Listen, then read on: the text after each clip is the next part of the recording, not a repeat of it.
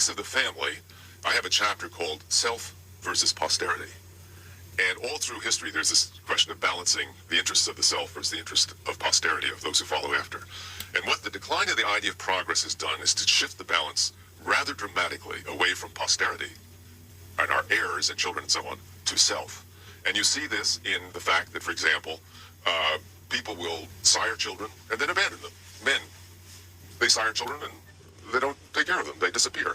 Didn't that used to happen before World War I? Nothing like this. At the present, I mean, the numbers are shocking. It's estimated now that at this moment, 40% of children will not live with their biological, are not living with their biological fathers. Majority of them, a substantial period without their biological fathers. That's a new phenomenon. What were the rough numbers, say, in colonial era? Be very small, in terms of choice, very small. Then you also have the fact that even when you have intact families, both parents tend to be working. And it's one of the most amazing things to me is that in the majority of cases now, even with infants, they are taken care of outside the home, outside the physical premises of their parents, even in intact families where the mother's working and the father's working.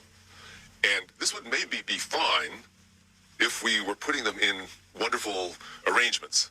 But most of them are not taken care of by relatives, but increasingly they go into, for example, daycare centers. And a recent 1995 study of daycare centers found that the conditions were in general rather appalling. And particularly for infants and toddlers, something like 40% were found to be in poor condition, and only 8% were found to be in developmentally appropriate condition, these daycare centers where the kids are being farmed out. Now, this study was done by people who so strongly support the daycare option. And their recommendation is we must pour funds, more and more funds, into daycare. The question is whether that's the way you want to go or whether, because that represents a displacement of family function, whereas I would sooner see us try everything possible to increase the strength of the family. You touch a lot of societal hot buttons.